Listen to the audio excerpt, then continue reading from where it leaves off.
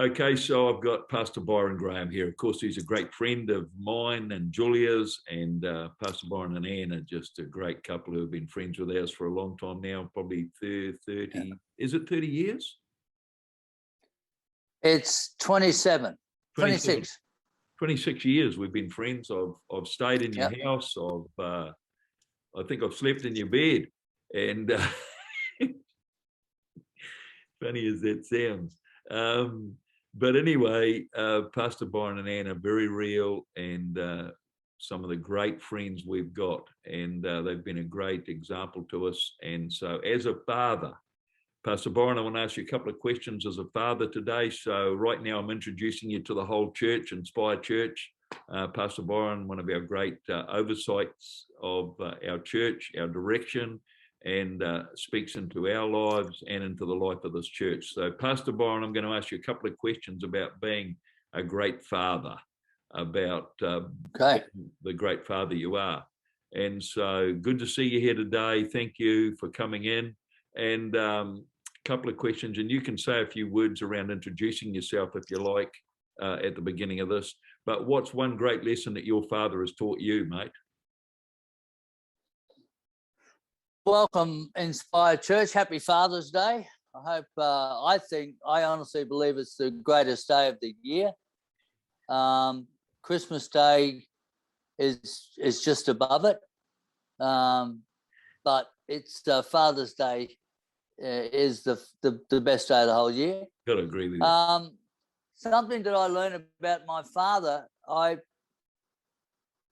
to be honest, I don't think I learned a lot what to do. I learned more what not to do.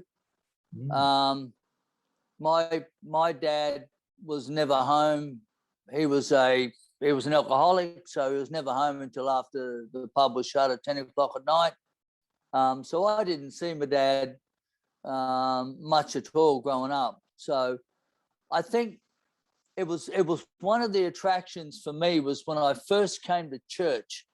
I didn't know what this Christian thing was all about, but I saw these families that were really happy and functioning, and that was really attractive to me. I saw men who actually carried the father role. Wow. And I remember saying to myself, you know what? I want that. I want that. This is before you were a Christian? Yeah. Yeah. Wow. Yeah. Another question for you, Pastor Byron. What would be one of the greatest values you could teach and hand on to your children as a father, or that you have taught your children and handed on as a father, as a dad? I think one of the greatest values is that Sunday's church. I like that. Right from day one, and when Annie and I became believers, Sunday was church for us. We would drive to church in the morning, have lunch with the kids after, go home, and then go back to church that night. And I think it's one of the things that we put into our kids, the value of church, because we were just learning. We didn't know a lot about it, but every week we made it a value, and so that automatically became a value with our kids, and still is today. I've got 3 kids, married with 10 grandchildren. They're in church every Sunday pretty much, and that's a great thing.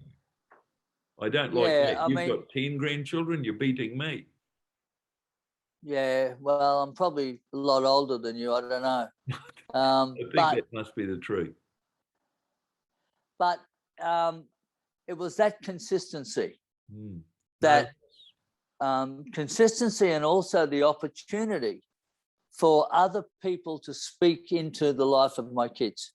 Other people with the same value were saying the same thing, only in a different voice, which was really valuable to my kids growing up. I really like that. Yeah. That's quite powerful, actually. So more than one voice, more than just the voice that you had speaking to them, the value of church attendance allowed them to be spoken into by other voices of the same value. Yeah.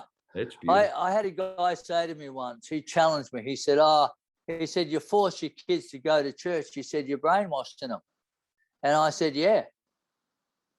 I said, who better to influence my kids than the one person that loves them more than anyone else on this planet and wants the best for them more than anyone else on this planet? Who else to be their influencer but me? Boy, that's beautiful. That's beautiful. Thank you very much for that. That's a great answer to that. One more, I'd like to ask you one more question. And I think in the small amount of time we've got left, as far as being a father in today's world, obviously it's a broken world. There are lots of broken families or remixed families, but there's a lot of kids out there also who don't have a dad physically on the scene. What thoughts would you have for these people from a God perspective? I think one of the most important things is you've got to be deliberate. You've got to know what you want and then build it. You got to pay attention to it and make it happen. Don't just sit back and say, oh, well, this is the way life is. No, if you want something better for your kids and for yourself and your family and even single mums, don't sit back and just let life happen. Say, no, I want this for my kids. I want this for my life, and I'm going to build it. I like that. Again, the church is the best place to get the help to be able to do that, because there's different ministries in a church that will equip you, help you, support you, strengthen you in building what you want. But it's not just going to happen. You've got to be deliberate about it. I really like that. That's a great answer, actually. Thank you very much.